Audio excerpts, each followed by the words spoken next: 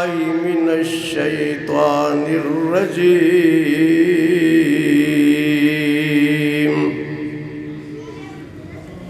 بسم الله الرحمن الرحيم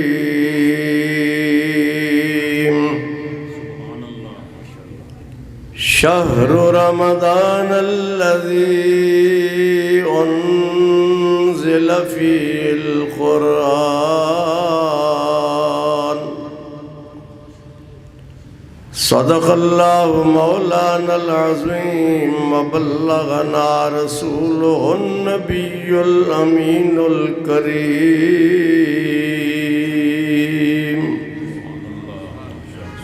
محبت کے ساتھ بلند آواز سے درود پاک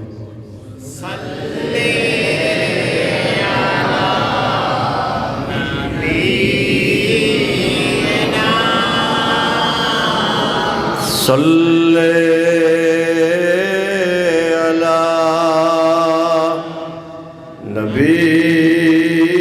نبینا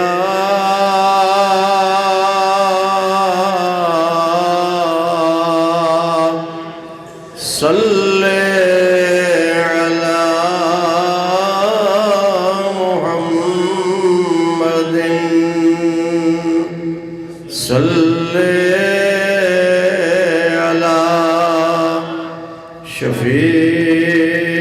شفیعنا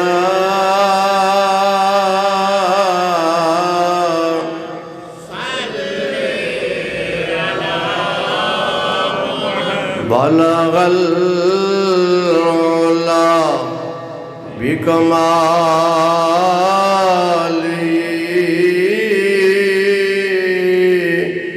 کشف الدجا بجمالی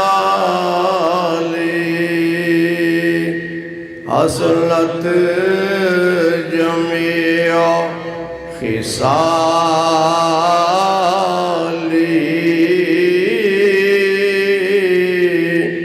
صلو علیہ وآلہ صلی علی نبینا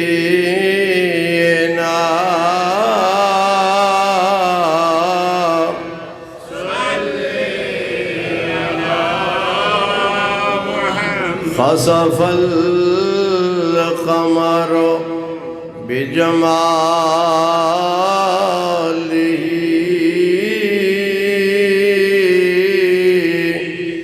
نطق الحجر بجلاله عجز البشر بكماله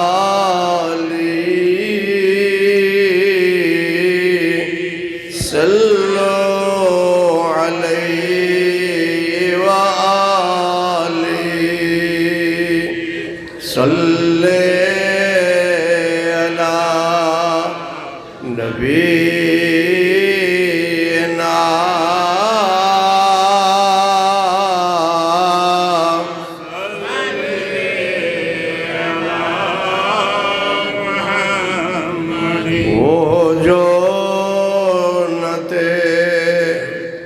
کچھ نہ تھا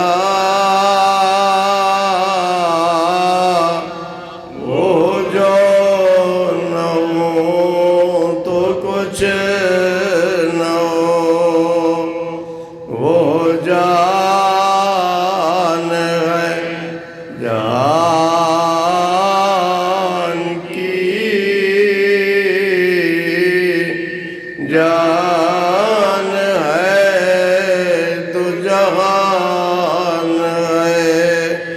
صلی علی نبینا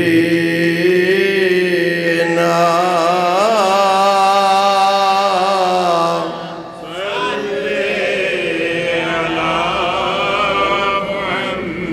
محمد وکمال حسن حضور ہے کہ گمان نقل بس جہاں نہیں، یہی پھول خار سے دور ہے، یہی شمع ہے کہ دعا نہیں۔ صلی علی نبینا،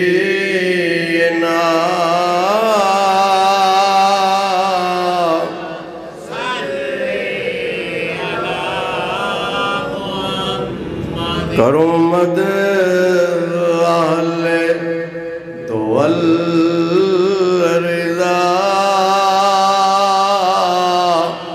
بڑے اس بلا میں میری بلا، میں گدا ہوں اپنے کریم کا، میرا دین پار انا نہیں۔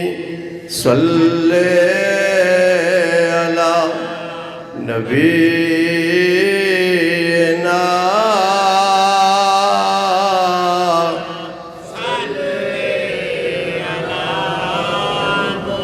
صلی علی شفیعنا،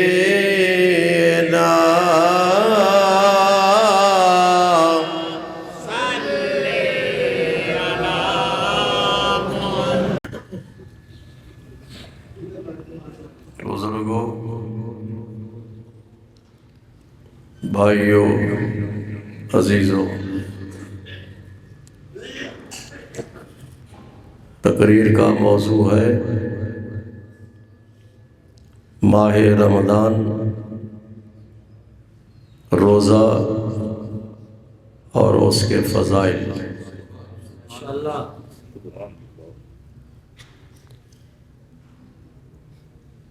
آج کا دن ہمارے لیے انتہائی غمناک، دوناک اور اس حوالے سے افسوسناک ہے کہ ہم سے ہمارا ایک مخلص، دیانتدار، ایماندار ساتھی جدا ہو چکا ہے۔ 15 فروری کو ان کا ایکسیڈنٹ ہوا، 3 مارچ کو ان کا وصال ہوا، یعنی ماہ رمضان میں۔ کس میں؟ بزرگوں نے ارشاد فرمایا ہے، جس شخص کا انتقال ماہ رمضان میں ہو، قبر میں اس سے سوالات نہیں کیے جاتے۔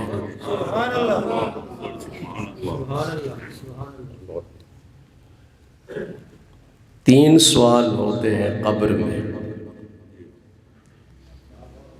ہر میت سے۔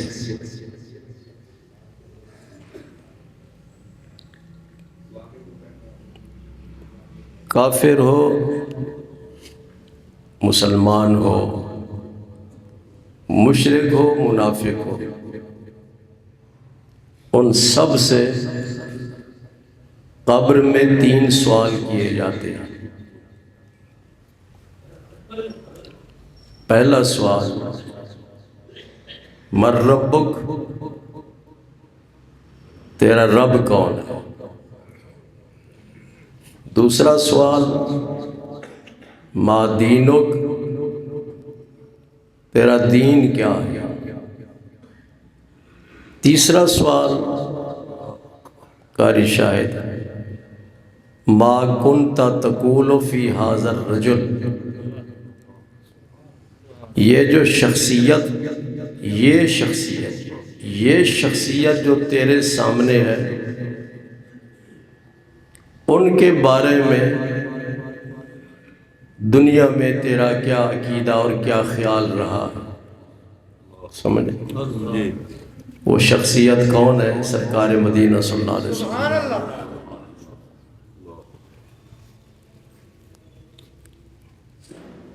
مومن سے جب سوال ہوگا من ربک، تیرا رب کون ہے، وہ جواب دے گا ربی اللہ، میرا رب اللہ۔ کافر کہے گا ہاں لا ادری، میں نہیں جانتا۔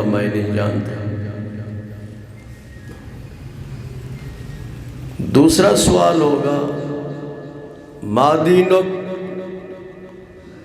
تیرا دین کیا؟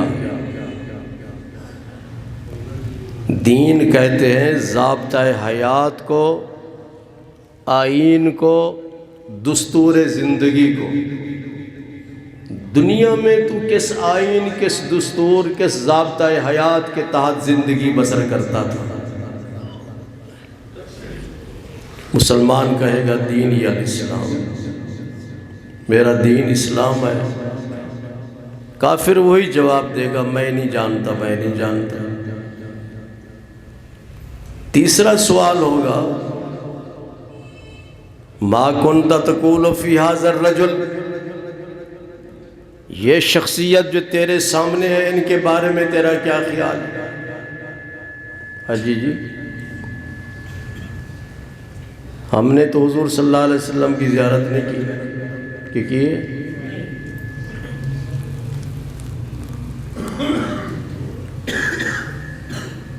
تو مسلمان اور مومن کہے گا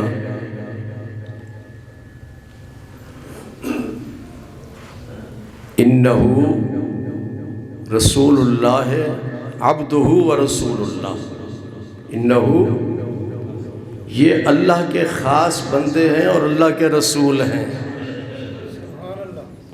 کون کہے گا؟ مومن۔ قیامت تک ہر مومن کا یہی جواب ہوگا، حالانکہ اس نے دیکھا تو نہیں حضور صلی اللہ علیہ وسلم کو، ہم نے تو نہیں دیکھا، لیکن قبر میں جب جائیں گے تو پہچان لیں گے۔ کیسے پہچانیں گے بابا؟ سونا مکڑا تے آنکھ مستانی ہے، وہ ہم اس طرح پہچانیں گے کہ جو صحیح العقیدہ علماء ہیں، جن کے دلوں میں عشق مصطفیٰ ہے، ہم ان سے سنتے ہیں کہ حضور صلی اللہ علیہ وسلم کا حلیہ مبارک اس طرح تھا، آپ کی آنکھیں اس طرح تھیں، آپ کی بھویں ایسی تھیں، آپ کی داڑھی مبارک ایسی تھی، آپ کا رخسار ایسا تھا، آپ کے ناک مبارک ایسی، ہاتھ مبارک ایسے، جسم ایسا تھا۔ یہ کون بیان کرتے ہیں؟ بولیں۔ جن کے سینوں میں، جن علماء کے سینوں میں عشق مصطفیٰ ہوتا ہے، وہ حضور صلی اللہ علیہ وسلم کی ہر وقت آپ کا ذکر فرماتے ہیں اور آپ کی سیرت بیان کرتے ہیں۔ میں ہمیشہ یہ کہتا ہوں، یہ خالد صاحب ہیں، مانچسٹر سے آئے، اگر یہاں سے کوئی آدمی مانچسٹر جائے تو میں ان کا حلیہ اس کو بتاؤں گا کہ فلاں جگہ پہ چلے جاؤ، فلاں سٹریٹ میں، اور ان کے گھر کا یہ نمبر ہے، اور وہاں سے اس شکل و صورت والا آدمی باہر آئے گا، اس کا نام خالد ہے۔ کیوں جی؟ زاہد کا بتائیں گے، حاجی صاحب کا بتائیں گے، حلیہ بتا دیتے ہیں تو آدمی پہچان لیتا ہے۔ تو بزرگوں نے یہ یاد رکھو، حضور صلی اللہ علیہ وسلم کے 9 صحابہ نے، کتنے؟ 9 صحابہ نے حضور صلی اللہ علیہ وسلم کا حلیہ مبارک بیان کیا، مکمل حلیہ۔ اور اس حلیہ مبارک پر میں نے چھوٹی سی کتاب لکھی ہے، جس میں سرکار کا پورا حلیہ اس میں بیان کیا گیا۔ تو جس کے سینے میں عشق مصطفیٰ ہے، جب قبر میں جائے گا تو حضور صلی اللہ علیہ وسلم کی زیارت کر کے آپ کو پہچان لے۔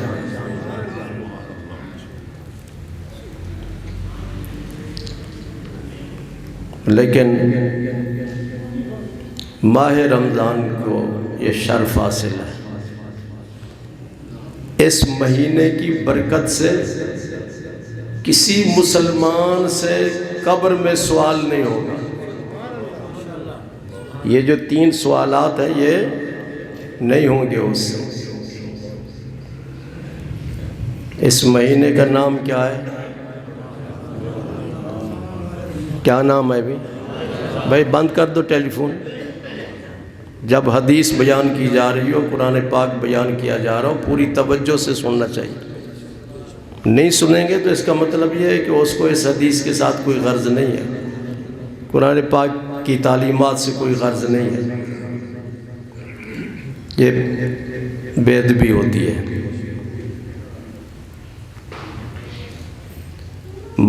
اس مہینے کا نام کیا ہے؟ رمضان۔ یہ مشتق ہے رمز سے، رمد دعاد کے ساتھ۔ اس کا معنی ہے جلنا، جس طرح وہ جلتی ہے نا لکڑی جلتی ہے تو جلنے کو عربی میں کہتے ہیں رمد۔ اور رمضان اس لیے اس کو کہا جاتا ہے کہ یہ اللہ کا نام ہے۔ تو اس کا مطلب یہ ہے کہ حضور صلی اللہ علیہ وسلم نے فرمایا جس نے ماہ رمضان کا روزہ رکھا دن کو اور رات کو اللہ کی عبادت کی، قیام کیا، صرف اور صرف اس نیت سے کہ رب راضی ہو جائے اور اللہ مجھے ثواب دے، یہ نیت ہو، یہ نیت ہو کہ میرا رب مجھ پر راضی ہو جائے اور میرا رب مجھے اس کا ثواب عطا کرے، یہ نیت ہو۔ تو حضور صلی اللہ علیہ وسلم نے ارشاد فرمایا من صام رمضان ایمانا واحتسابا غفر له ما تقدم من ذنبہ، جس نے ثواب حاصل کرنے کے لیے اور اللہ کی رضا کے لیے روزہ رکھا تو فرمایا گزشتہ اللہ تعالیٰ اس کے سارے گناہ معاف فرما دیتا ہے۔ دن کو روزہ رکھے اور رات کو اللہ تعالیٰ کی، اور ہمارے لیے وہ عبادت کیا ہے؟ تراویح ہے۔ حضور صلی اللہ علیہ وسلم نے تراویح پڑھی، لیکن آپ نے جماعت کے ساتھ تراویح نہیں پڑھی۔ کس کے ساتھ؟ جماعت کے ساتھ تراویح نہیں پڑھی، صرف اس لیے کہ کہیں ایسا نہ ہو کہ یہ فرض ہو جائے۔ تو تراویح فرض نہیں ہے، سنت مؤکدہ ہے، سنت مؤکدہ ہے۔ فجر کی 2 سنتیں ہیں، چھوڑ سکتے ہو؟ کیوں؟ وہ سنت مؤکدہ ہے۔ ظہر کے فرضوں سے پہلے 4 سنتیں ہیں، وہ سنت مؤکدہ ہیں، ان کو نہیں چھوڑ سکتے۔ تو تراویح بھی سنت مؤکدہ ہے، لیکن آپ نے جماعت کے ساتھ نہیں پڑھی۔ اسی طرح حضرت ابوبکر صدیق رضی اللہ تعالیٰ عنہ کے زمانے میں بھی تراویح جماعت کے ساتھ نہیں پڑھی گئی۔ حضرت عمر فاروق رضی اللہ تعالیٰ عنہ کا دور خلافت آیا تو آپ نے دیکھا کہ لوگ فردن کوئی وہاں کھڑا ہے مسجد میں، اس جگہ ہے، کوئی اس طرف ہے، کوئی اس طرف ہے، فردن علیحدہ تراویح کی نماز پڑھ رہے ہیں۔ تو آپ نے ارشاد فرمایا، اپنے ایک قاری صاحب تھے جو بہت قابل قاری تھے اور اچھی تلاوت کرتے تھے، خوش آواز تھے، ان سے ارشاد فرمایا کہ آپ با جماعت تراویح پڑھایا کریں، با جماعت تراویح پڑھایا کریں۔ جب سب نے جماعت کے ساتھ تراویح پڑھی تو حضرت عمر فاروق رضی اللہ تعالیٰ عنہ نے جب یہ منظر دیکھا تو آپ نے ارشاد فرمایا نعمت البدعۃ ھذہ، یہ نئی چیز جو سامنے آئی ہے یہ بہت اچھی چیز ہے۔ یعنی حضور صلی اللہ علیہ وسلم کے زمانے میں بھی جماعت نہیں تھی، حضرت ابوبکر صدیق کے زمانے میں بھی جماعت نہیں تھی، یہ نئی چیز تھی۔ تو حضرت عمر فاروق رضی اللہ تعالیٰ عنہ نے ارشاد فرمایا یہ بہت اچھی چیز ہے جس کا میں نے یہ فیصلہ کیا۔ اسلام نظم اور ضبط کی ہدایت دیتا ہے، تلقین کرتا ہے، اور اتحاد کی، وحدت کی، یگانگت کی تلقین کرتا ہے۔ تو حضور صلی اللہ علیہ وسلم نے تمام صحابہ کو ارشاد فرمایا کہ فردن فردن پڑھو۔ حضرت عمر فاروق رضی اللہ تعالیٰ عنہ نے جماعت کا حکم دیا۔ اگر آپ ہی کوئی شخص یہ کہے کہ جو کام حضور صلی اللہ علیہ وسلم نے نہیں کیا ہم کیوں کریں، سمجھ آ رہے؟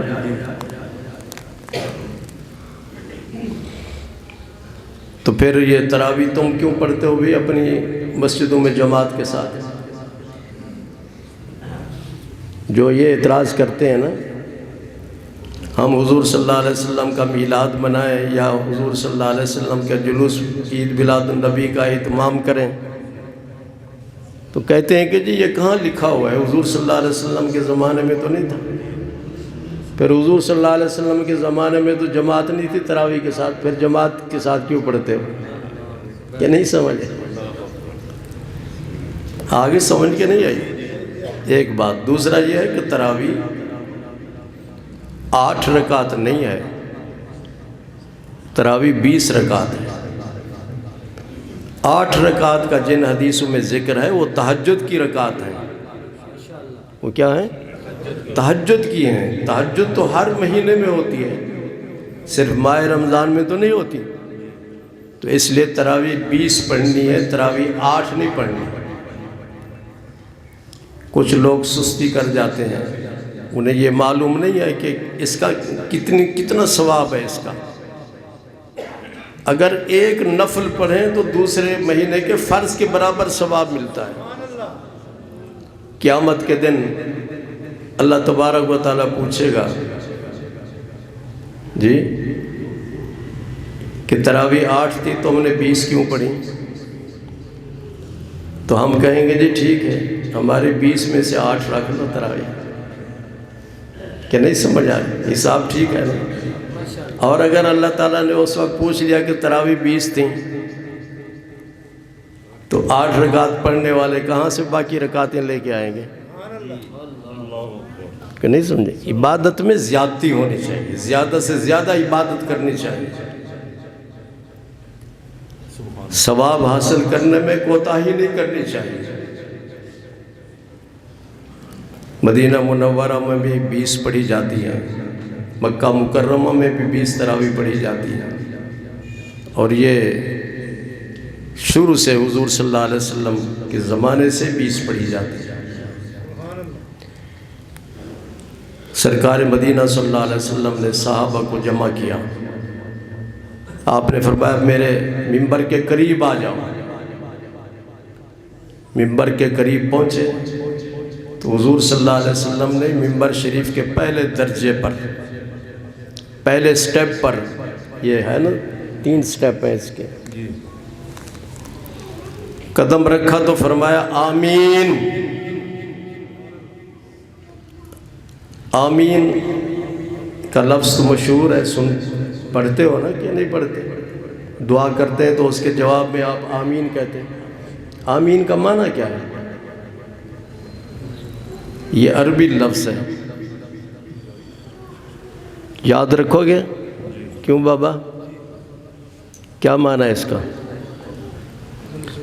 حضور صلی اللہ علیہ وسلم نے ارشاد فرمایا قص الشوارب وعفو اللحا،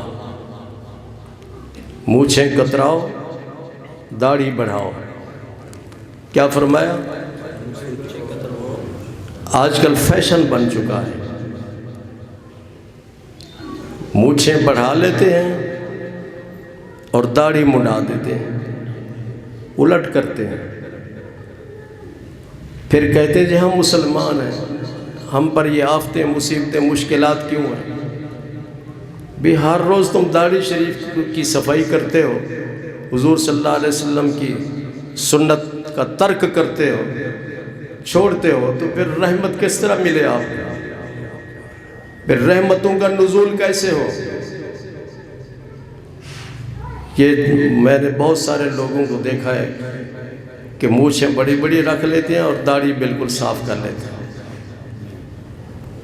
ہر روز سنت کی توہین ہو رہی ہے۔ کیا فرمایا حضور صلی اللہ علیہ وسلم نے؟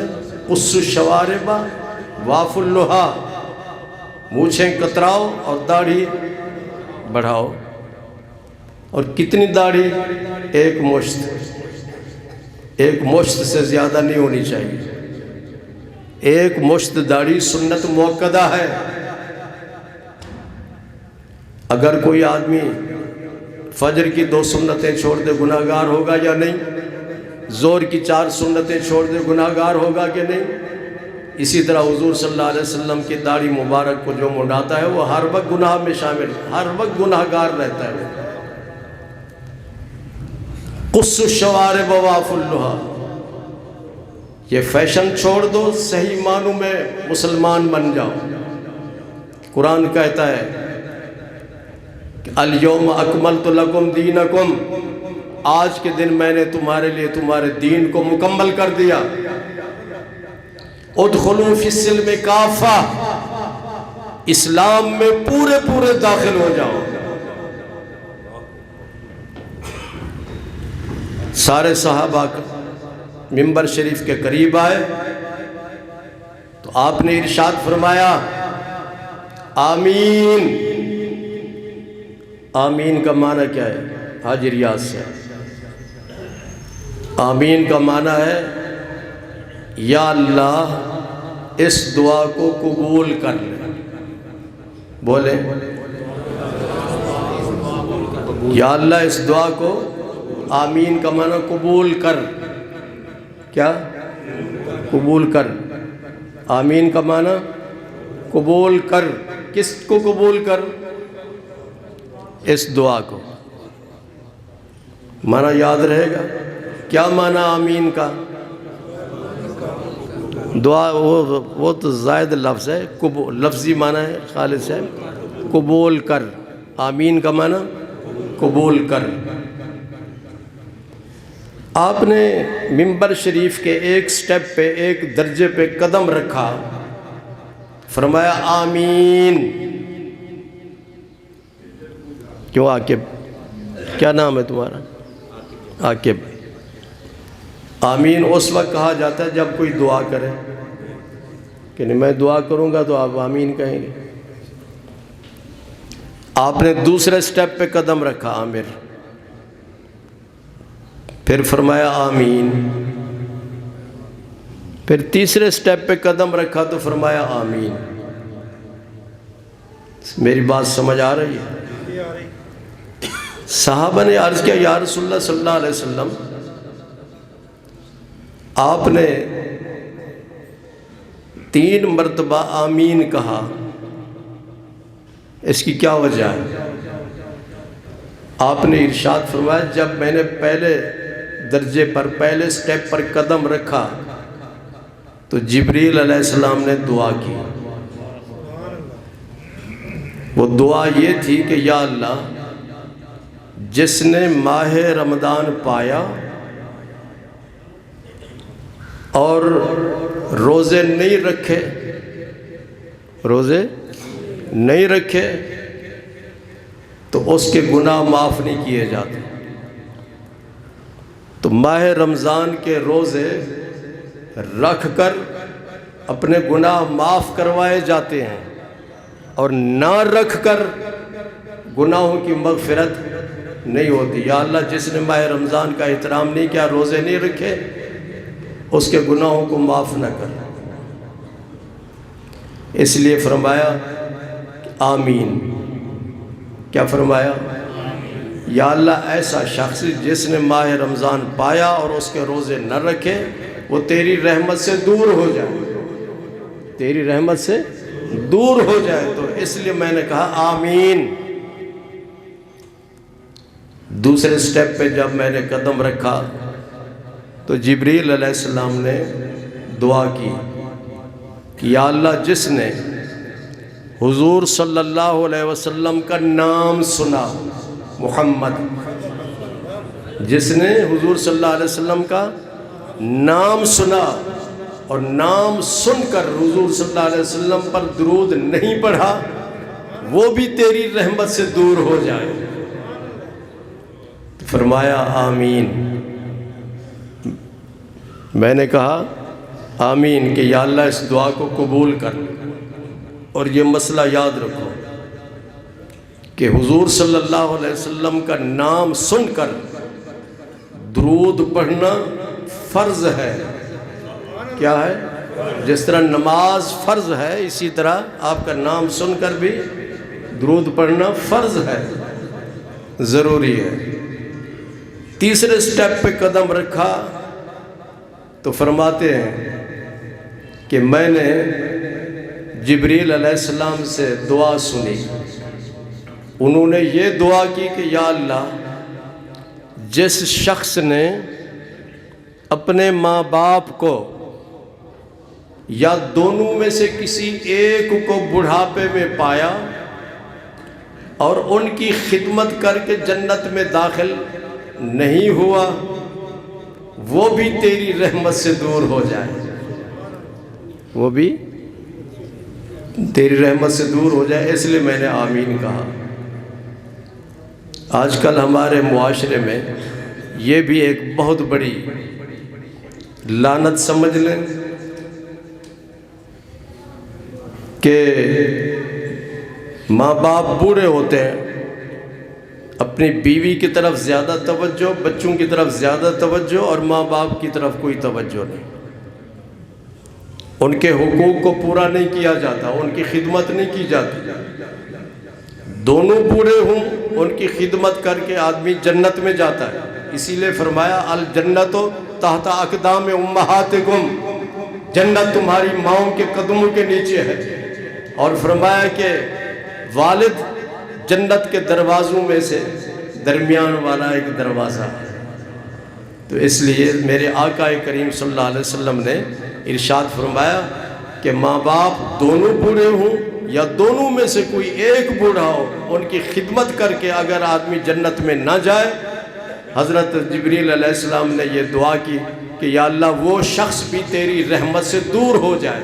ماں باپ کا نافرمان، ماں باپ کی بے ادبی کرنے والا، ماں باپ کی گستاخی کرنے والا، ماں باپ کو آنکھیں دکھانے والا، ان کے سامنے اف کرنے والا شخص اللہ تعالیٰ کی رحمت سے دور ہو جاتا ہے۔ اور حدیث پاک میں ہے کہ ایسے شخص کو قیامت کے دن بھی عذاب دیا جائے گا اور دنیا میں بھی اس کو عذاب دیا جاتا ہے۔ وہ دنیا میں عذاب کیا ہوتا ہے کہ اللہ تعالیٰ اس پر رزق کے کاروبار کے دروازے بند کر دیتا ہے، ایک ایک پیسے کے لیے وہ ترستا رہتا ہے۔ اگر رزق میں کشادگی چاہتے ہو، رزق میں برکت چاہتے ہو، تو اپنے ماں باپ کا ادب کرو، احترام کرو، ان کی خدمت کرو اور ان کے حقوق کو پورا کرو۔ میرے آقا کریم صلی اللہ علیہ وسلم نے ارشاد فرمایا، جس نے ماہ رمضان کا دن میں روزہ رکھا تو اللہ تبارک و تعالی اور رات کو عبادت کی تو رب کائنات اس کے تمام گزشتہ گناہوں کو معاف کر دیتا ہے۔ میری دعا ہے کہ اللہ تبارک و تعالی ہم سب کو ماہ رمضان کے ادب، احترام اور اس کی استقبال کی توفیق عطا فرمائے اور باقاعدگی کے ساتھ روزے رکھنے کی توفیق عطا فرمائے۔